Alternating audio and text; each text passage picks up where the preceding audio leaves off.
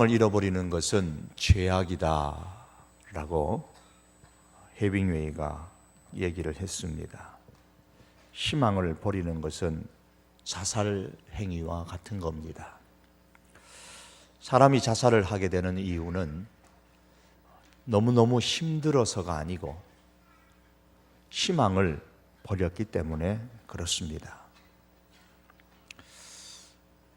남아프리카 최초의 흑인 대통령이고 노벨 평화상 수상자인 넬슨 만델라가 정치범으로 독방에 갇혔는데 그 독방에 있는 동안에 어머니가 돌아가셨고 큰아들은 자동차 사고로 죽었고 아내와 딸은 강제로 흑인 거주 지역으로 끌려갔고 둘째자는 심한 우울증에 시달렸지만 만델라가 감옥에서 할 수 있는 일은 아무것도 없었습니다.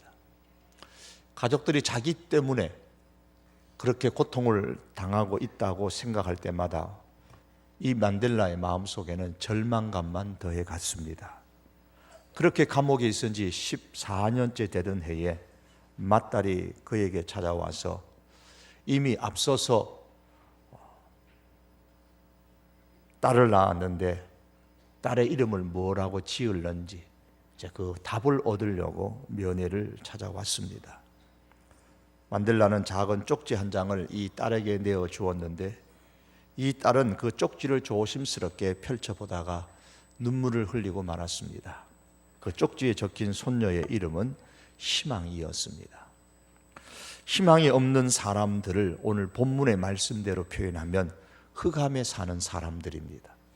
사망의 그늘질 땅에 거하는 사람들이라고 할 수가 있습니다. 반대로 희망에 대한 표현을 오늘 본문대로 하면 흑암이 없어지리로다. 흑암이 없으리로다. 영화롭게 하셨느니라. 흑암에 행하던 백성이 큰 빛을 보고 사망의 그늘질 땅에 거하던 자에게 빛이 비치도다. 희망은 곧 흑암에 빛이 비치는 것입니다. 특별히 오늘 본문 1절과 2절은 흑암의 땅, 사망의 그늘진 땅을 잘 연상할 수 있는 땅을 소개하면서 스불론 땅과 납달리 땅이라고 말씀을 하고 있습니다. 그 이유는 사사시대 이래로 이 지역은 이방인의 침략이 잦았던 곳이고 그들이 압제 가운데 고통을 겪는 것이 일상적인 일이었기 때문입니다. 특별히 주전 732년에 아수르의 디글랏벨레셋 3세는 이 스불론 땅과 납달리 지역을 자신의 통치하에 두었고 그 땅에 살아가는 백성들을 멸시하고 조롱하고 그리고 그 백성들은 고통과 환난 가운데서 살게 되어졌습니다. 사람들은 그 지역이 하도 많이 이방인들의 침략과 지배를 받았기 때문에 이방인들의 갈릴리라 그렇게 불렀습니다. 그러나 1절과 2절에 의하면 이 지역에 빛이 비추이고 그 땅의 백성들이 영화롭게 될 것이라고 했습니다. 희망의 메시지입니다. 흑암이 없으리로다. 옛날에는 멸시를 당하게 되었지만 후에는 영화롭게 될 것이다. 사망의 그늘진 땅에 거하던 자에게 빛이 비치도다. 희망의 메시지를 선포하고 있습니다. 본문 1절, 2절의 희망의 메시지가 어떻게 성취되어졌는가를 마태복음서는 우리에게 잘 증언해 주고 있습니다. 마태복음 4장 12절과 16절에 보면 예수께서 요한의 잡힘을 들으시고 갈릴리로 물러가셨다가 나사렛을 떠나 스불론과 납달리 지경 해변에 있는 가버나움에 가서 사시니 이는 선지자 이사야로 하신 말씀을 이루려 하심이라. 오늘 이사야 9장의 말씀을 이루기 위해서라고 했습니다. 일러스되 스불론 땅과 납달리 땅과 요단강 저편 해변길과 이방의 갈릴리여 흑암에 앉은 백성이 큰 빛을 보았고 사망의 땅과 그늘에 앉은 자들에게 빛이 비치었도다 하셨느니라. 예수님은 공생애의 사역 초기에 이 이방인들의 갈릴리 지역으로 가셔서 하시면서 복음을 전파하셨습니다. 예수님은 이 지역에 사역하는 동안 이 가버나움을 근거지로 삼았습니다. 마태는 이러한 예수님의 사역은 이사야 선지자가 본문 9장에 예언한 희망의 메시지가 성취된 것이라 그렇게 소개하고 있습니다. 예수님께서는 종종 가버나움의 해변가에 서셔서 일하는 어부들을 지켜보셨습니다. 거기서 예수님은 베드로와 안드레와 세베대의 아들인 야고보와 요한을 제자로 부르셨습니다. 또한 예수님은 가버나움의 해변에서 배를 띄워놓고 몰려오는 군중들을 향하여서 말씀을 선포하셨습니다. 예수님은 그들에게 하나님의 나라가 가까웠고 회개하고 믿음을 가질 것을 촉구했습니다. 그리고 가버나움의 회당에서 예수님은 안식일에 말씀을 전파하셨고 회중 가운데 더러운 귀신 들린 사람을 능력으로 고쳐주셨습니다. 청중들은 예수님의 말씀의 권위와 치유의 능력에 놀랐고 예수님의 이름은 온 그 갈릴리 지역, 이 스불론 땅과 납달리 땅 이 지역에 퍼졌습니다. 그러자 더 많은 사람들이 예수님께 몰려왔고 예수님은 그들 중에 있는 환자들을 많이 치료해 주셨습니다. 예수님은 이 지역들을 다니며 가는 곳마다 천국 복음을 전파하셨습니다. 그리고 유명한 산상수훈의 말씀, 팔복의 말씀 역시 바로 이 지역의 어느 한 산 언덕에서 강론하셨습니다. 옛날에는 이방인들의 갈릴리라는 오명을 벗지 못하고 살았던 그 흑암의 땅에 하나님께서는 참으로 빛을 비추어 주셨던 것입니다. 더 이상 이 지역은 흑암의 땅이 아닙니다. 이 땅의 백성들은 더 이상 사망의 그늘진 곳에 살 필요가 없게 되었습니다. 빛 대신 예수님께서 그 지역에 오셨기 때문입니다. 하나님은 예수님을 흑암에 갇혀있는 스불론 땅과 납달리 땅에 빛으로 보내주심으로써 그 땅과 그 백성들을 영화롭게 하셨습니다. 희망을 갖게 해주셨습니다.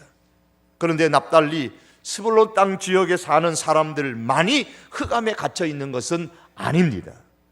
하나님을 배척하고 말씀을 거부하고 영적인 빛을 보지 못하는 사람들은 오늘 이 시대도 모두 흑암의 그늘 아래서 사는 불쌍한 사람들입니다. 하나님의 생명에서 떠나 있는 사람은 모두 다 사망의 그늘진 땅과 흑암에 사는 사람들입니다. 성경은 에베소 4장에서 말씀하기를 그들의 총명이 어두워지고 그들 가운데 있는 무지함과 그들의 마음이 굳어짐으로 말미암아 하나님의 생명에서 떠나 있도다. 하나님의 생명에서 떠나 있는 수많은 사람들이 있습니다. 이것이 바로 흑암과 사망의 그늘진 땅에 사는 사람들의 현 주소입니다. 그러나 우리의 소망이시요 빛이신 예수님의 오심으로 인하여 예수 그리스도 안에서 누구든지 빛된 삶을 살 수 있게 되었습니다. 성경은 말씀하기를 너희가 전에는 어두움이더니 전에는 흑암이었더니 이제는 주 안에서 빛이라. 사랑하는 성도 여러분, 흑암에 사는 사람들, 사망의 그늘질 땅에 거하는 사람들이라고 할 수 있는 이 땅의 사람들에게 빛 대신 예수님을 보내주시겠다고 이미 예수님 오시기 전 이사야 시대 700년 전에 약속하셨습니다. 그러므로 예수님은 하나님의 약속에 의해 이미 준비된 소망입니다. 예수님은 어쩌다가 우연히 시대를 잘 타고 나서 영웅이 되신 사람이 아닙니다. 예수님은 이미 오래전에 준비되어진 우리의 소망입니다. 오늘 본문은 이 사실을 선포하고 있습니다. 2절 말씀에서 흑암에 행하던 백성이 큰 빛을 보고 사망의 그늘진 땅에 거하던 자에게 빛이 비치도다. 오늘 성탄절 예배에 참여하신 사랑하는 성도 여러분, 예배를 드리며 우리가 다시 한번 확신해야 할 것이 이것입니다. 예수님은 사망의 그늘진 땅에 사는 사람들과 흑암에 사는 사람들을 위하여, 오늘 이 시대의 사람들을 위하여 이미 오래전에 하나님에 의해서 준비되어진 소망이십니다. 서커스의 종목 가운데에 공중 그네타기라는 것이 있습니다. 높은 고공에서 그네를 타는 사람이 한쪽 끝에서 잡고 있는 줄을 놓고 이렇게 공중에 떠 있다가 다음에 이쪽에서 오는 줄을 다시 잡습니다. 우리는 이 모습을 보면서 가슴을 조입니다. 그런데 이 모습이 사실은 우리의 과거와 현재와 미래를 보여주고 있습니다. 잡고 있는 줄은 우리의 과거입니다. 맞은편에 앞으로 잡을 줄은 우리의 미래입니다. 그리고 맞은편에 있는 그 잡고 있는 줄은 아직도 잡지 않고, 그리고 과거에 잡고 있었던 그 줄을 놓은 상태에 지금 가운데 공중에 아무것도 잡지 않고 공중에 이렇게 떠 있는 상태가 바로 우리의 현실입니다. 현재입니다. 우리의 삶은 과거와 미래 사이에 끼어 있습니다. 그런데 이 고개사는 잡고 있는 줄을 이미 놓아버렸기 때문에 불안합니다. 앞으로 잡을 줄은 아직 잡지 않은 상태이기 때문에 불안합니다. 우리의 현재도 늘 그렇게 불안합니다. 과거는 지나갔고 미래는 아직 오지 않았기 때문에 우리의 현재는 불안합니다. 그럼에도 불구하고 고개사가 잡고 있던 줄을 과감히 놓을 수 있는 것은 앞으로 다가올 반대편에 있는 줄을 잡을 것이라는 확신이 있기 때문이죠. 만일에 미래라는 앞에 있는 줄이 없다면 고개사는 잡고 있는 줄을 놓지 않을 뿐만 아니라 만일 놓았다면 그는 영락없이 아래로 추락해서 큰 사고를 당하게 될 것입니다. 어떤 사람이 과거를 놓을 수가 있습니까? 미래의 줄을 잡을 수 있다는 확신이 있는 사람만이 과거의 줄을 놓을 수가 있습니다. 어떤 사람이 아래로 추락할 위험에 빠지지 않을 수 있습니까? 앞에 있는 줄, 즉 소망이 있는 사람입니다. 앞으로 잡을 줄은 고개사의 소망인 겁니다. 그 소망이 있기 때문에 지금 잡고 과거에 잡고 있었던 그 줄을 놓을 수가 있었던 것이죠. 이 소망은 현재의 고공에 떠 있을 수 있게 해주는 힘입니다. 현재에 추락하는 위험을 방지해주는 힘인 것입니다. 그 소망이 있기에 과거의 줄을 과감히 놓은 것입니다. 사랑하는 성도 여러분, 우리의 현재의 모습은 바로 이 고개사와 같습니다. 이사야 선지자가 이렇게 오늘 본문에서 외치고 있습니다. 여러분, 우리 앞에는 이미 준비되어진 소망이 있습니다. 그러므로 여러분이 붙잡고 있는 그 흑암의 것들, 사망의 그늘진 곳에 있는 것들을 과감히 놓으십시오. 그리고 현재의 삶이 추락할지도 모른다는 두려움으로 인해서 불안해하지 마십시오. 이것이 이사야가 그 시대의 백성들을 향하여 던지는 희망의 메시지입니다. 오늘 성탄절은 바로 이 희망의 메시지를 우리에게 던지고 있습니다. 예수님은 이미 우리를 위하여 준비되어진 소망입니다. 우리 앞에 이미 준비되어진 이 소망이었고, 이제 앞으로 다시 오실 예수님이 또한 우리의 준비된 소망입니다. 예수님이 이미 오래전부터 준비된 소망임을 확실히 믿고 기다렸던 한 노성도가 있었습니다. 그의 이름은 시므온입니다. 성전에서 아기 예수님을 만났던 시므온은 그토록 기다렸던 이미 준비된 소망이 자기 눈앞에 성취된 것을 보고서 기쁨에 감격하지 않을 수 없었습니다. 그런 아기 예수님을 발견하고 이렇게 감사의 찬양을 드렸습니다. 주제여 이제는 말씀하신 대로 종을 평안히 놓아주시는도다. 내 눈이 주의 구원을 보았사오니 이는 만민 앞에 예비하신 것이요 이방을 비추는 빛이요 주의 백성 이스라엘의 영광이니이다. 사랑하는 성도 여러분, 눈앞에 있는 소망의 아기 예수님을 보고 기뻐하며 감격했던 이 시몬처럼 우리 역시 이미 준비된 소망이신 예수님을 만나며 내 눈이 주의 구원을 보았습니다 라고 감사하고 감격할 수 있는 그런 은혜가 우리 성도들에게 있기를 원합니다. 여러분, 흑암에 있는 사람들, 외세의 침략과 압제에 짓눌려 멸시를 당하면서 사는 사망의 그늘에 있는 사람들에게 메시아가 이미 준비된 소망이 되려면 어떤 모습이 되어야 된다고 생각하십니까? 적어도 어떤 모습으로 나타나야 흑암에 있는 사람들이 보고서 야, 이제 살았구나, 이제 한숨 돌릴 수 있겠구나, 이제 두 다리를 쭉 펴고 잠 잘 수 있겠구나, 이렇게 소망을 가질 수 있겠습니까? 여러분에게, 예배하는 여러분에게 어떤 예수님의 모습이 나타나면 야, 이제 새해는 두 다리 쭉 뻗고 평안하게 지낼 수 있겠구나, 이제 내가 살았구나, 그렇게 말할 수 있겠습니까? 신체가 든든하고 강한 체구의 갑옷을 입고 한눈에 봐도 사람을 겁나게 하는 믿음직스러운 그런 용사의 모습으로 준비되어야 보는 이들이 소망을 가질 수 있지 않겠습니까? 그런데 이사야 선지자가 말하는 이미 준비된 소망이신 메시아는 어떤 모습으로 온다고 했습니까? 하나님께서 너희들을 위하여, 흑암에 있는 너희들을 위하여, 사망의 그늘 안에 있는 고통스러워하는 너희를 위하여 소망을 준비하셨다. 그러면서 준비되어진 그 소망이 어떤 분이냐? 이는 한 아기가 우리에게 낳고, 6절에 그렇게 말씀합니다.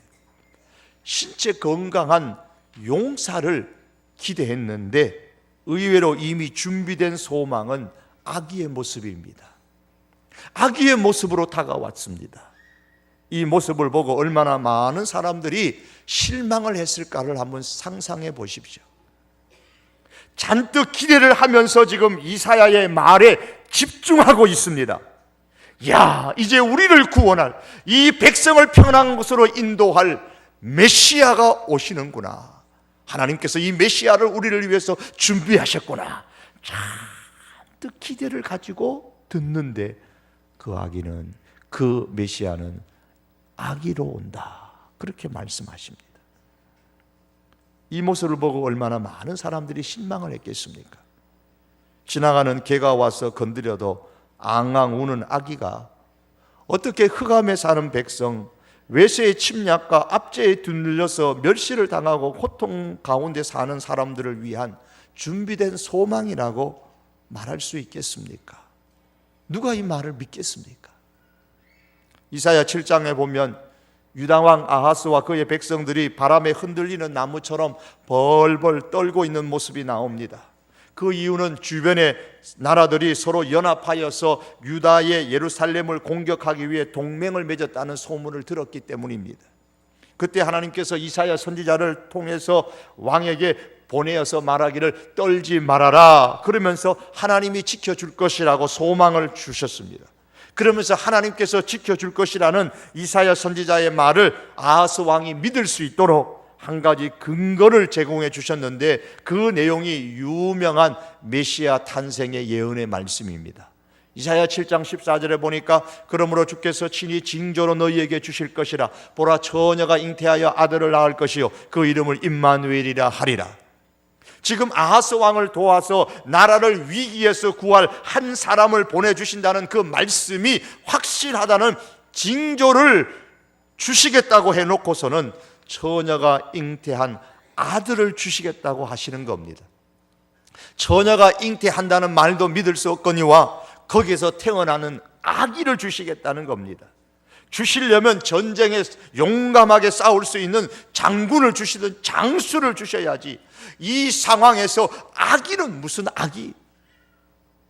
이 아기가 어떻게 위기에 처한 나를 구할 수 있고 아하스 왕 나를 도울 수 있겠느냐 말입니다. 그래서 아하스는 이 말씀을 거절했습니다. 거부하고 말았습니다. 똑같은 상황이 오늘 본문에서도 일어나고 있습니다. 외세의 침략과 압제로부터 해방과 자유를 누리려면 적어도 강한 장군을 보내주셔야 소망이 있겠는데, 아기를 보내주시면서 아기가 이미 준비된 소망이라고 오늘 본문이 말씀하고 있는 겁니다. 그러므로 하나님께서 이미 오래전에 준비하신 소망의 메시아를 기다리고 붙잡을 수 있는 사람은 아무나 할 수 있는 것이 아닙니다. 준비된 소망이신 예수님께서 이 세상에 오셨지만은 모든 사람들이 다 예수님을 경배하고 예수님을 영접할 수 있는 것은 아닙니다.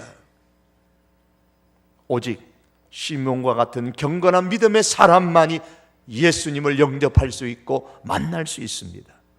믿음의 사람이 아니면 결코 아기를 보고 이미 하나님께서 우리를 위하여 내 인생에 준비된 소망이라고 말할 수가 없습니다. 그래서 요한은 저자는 요한복음에서 믿음이 없는 세상을 두고서 이렇게 말했습니다. 빛이 어두움에 비치되 어두움이 깨닫지 못하더라. 자기 땅에 오매 자기 백성이 영접지 아니하였더라고 했습니다.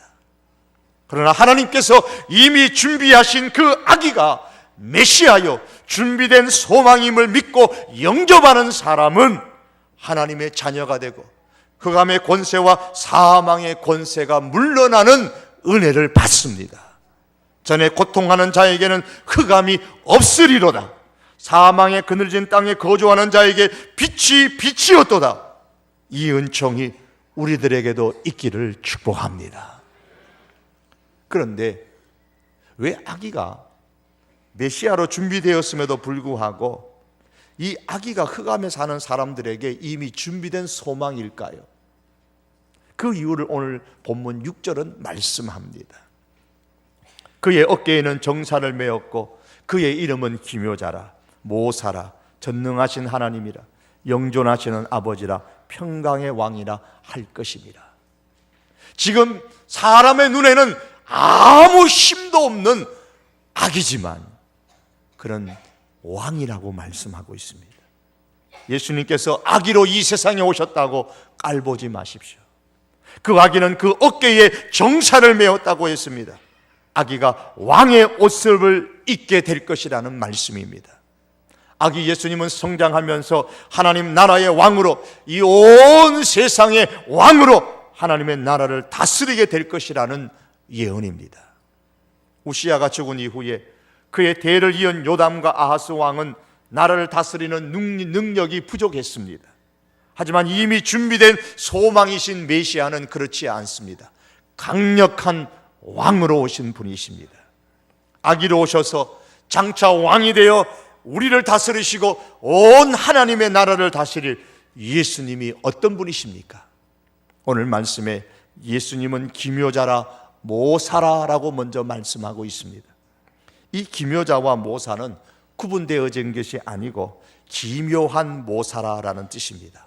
즉 놀라운 경륜자, 놀라운 상담자, 뛰어난 보혜사, 뛰어난 가르치는 분이라는 뜻입니다. 우리 사람에게는 영적인 지혜가 부족합니다. 하나님의 깊은 것을 우리는 깨달을 수가 없습니다. 그러나 예수님은 우리에게 하나님의 깊은 것을 깨닫게 해주시는 지혜를 주시는 분이십니다.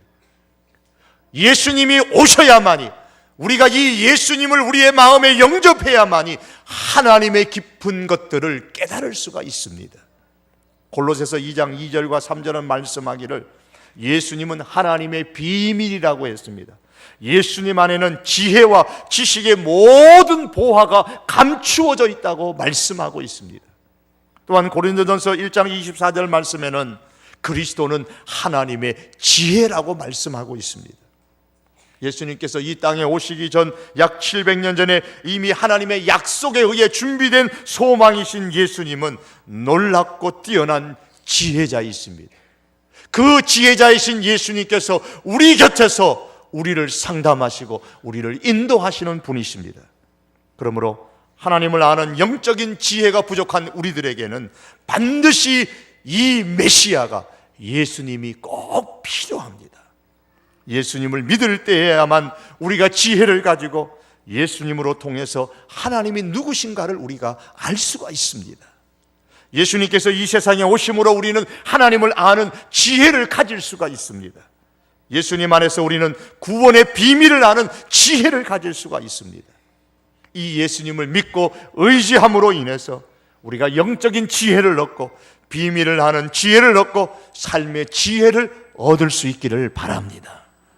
예수님은 전능하신 하나님이십니다.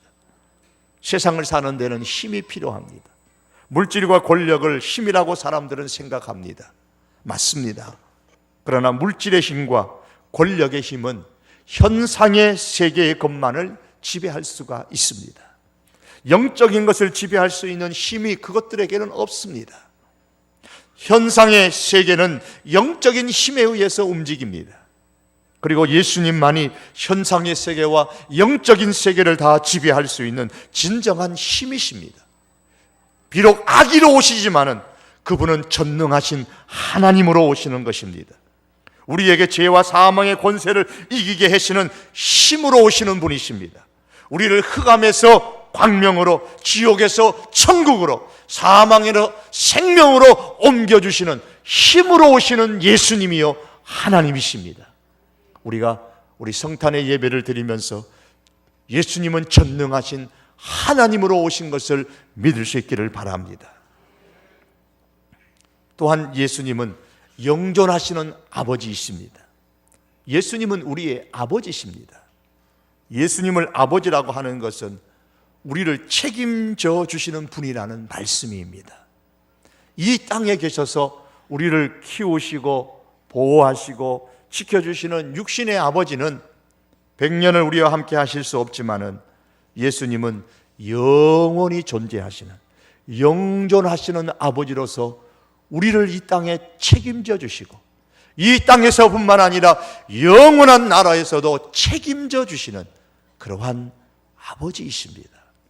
예수님이 영존하시는 아버지로 우리 가운데 오셨음을 믿을 수 있기를 바랍니다. 예수님은 평강의 왕이십니다. 예수님의 집에는 압제와 굴욕을 주려는 것이 목적이 아니라 평강을 주려는 것이 그 목적입니다. 그래서 예수님은 평화의 왕으로, 평강의 왕으로 이 세상에 오셨습니다. 하나님은 희망이 없는 사람들에게 희망을 약속하시고 준비해 주셨습니다. 흑암에 사는 사람들에게 빛을 비춰주시겠다고 약속하셨습니다. 하나님의 약속대로 준비되신 분이 바로 예수님이십니다.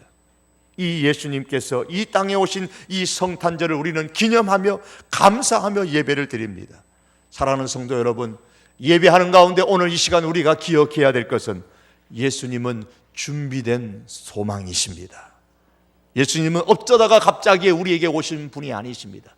하나님의 그 오묘한 계획 가운데에 우리를 위하여 예수님 탄생하기 700년 전에 이미 이사야를 통하여 약속하셨고 준비되셨고 이 땅에 오셨습니다. 예수님은 놀라운 삼당 상담자로 이미 준비되신 소망이십니다. 예수님은 전능하신 하나님으로 이미 준비되신 소망이십니다. 예수님은 영존하신 아버지로 이미 준비되어진 우리의 소망이십니다. 예수님은 평강의 왕으로 이미 준비되어진 소망입니다. 누구의 소망입니까? 흑암에 앉은 백성의 소망이요, 사망의 그늘진 땅에 사는 사람들의 소망의 빛이십니다. 여러분, 내 인생이 어두움의 그늘에 놓여 있다고 탄식하는 분이 계시지 않습니까? 사망의 땅을 내가 지금 밟고 있다고 생각하는 분이 계시지 않습니까? 예수님은 그 어두움에 빛을 주시는 이미 준비된 소망이십니다. 예수님은 사망의 땅에 생명을 주시는 이미 준비되어진 소망이십니다. 우리가 성탄의 예배를 드리면서 이 소망을 붙잡을 수 있기를 바랍니다. 우리를 위해 준비된 소망이신 예수님을 붙잡게 되면 오늘 3절은 약속합니다. 주님 앞에서 즐거운 인생을 우리가 살 수가 있습니다. 농부의 기쁨처럼, 추수하는 농부의 기쁨처럼, 전쟁에서 승리한 군인의 즐거움처럼 기쁨이 넘치는 삶을 우리에게 약속하셨습니다. 이 예수님을 우리의 소망으로 붙잡을 때에 4절의 말씀처럼 인생의 무거운 멍에와 짐으로부터 해방되어 자유를 주시는 복을 주시겠다고 약속하셨습니다. 5절의 말씀에는 평강의 복을 주시겠다고 약속하셨습니다. 준비된 소망이신 예수님을 믿는 사람에게 하나님은 즐거움을 주시고 멍에와 짐을 벗겨주시고 평강의 복을 주시는데 7절 하반절 말씀 보니까 만군의 여호와의 열심히 일을 이루시겠다고 약속하셨습니다. 하나님께서 반드시 이루어 주시겠다고 하셨습니다. 그러므로 이 준비된 소망 되신 예수님을 붙잡을 수 있기를 바랍니다. 말씀을 맺으면서 한 가지 이야기를 하고 마치려고 합니다. 기독교인인 부부가 크리스마스 휴가를 예수님께서 탄생하신 베들레헴에 가서 보내면 참 의미가 있겠다 싶어서 베들레헴으로 떠났습니다. 흔히 말하는 성지 순례를 간 겁니다.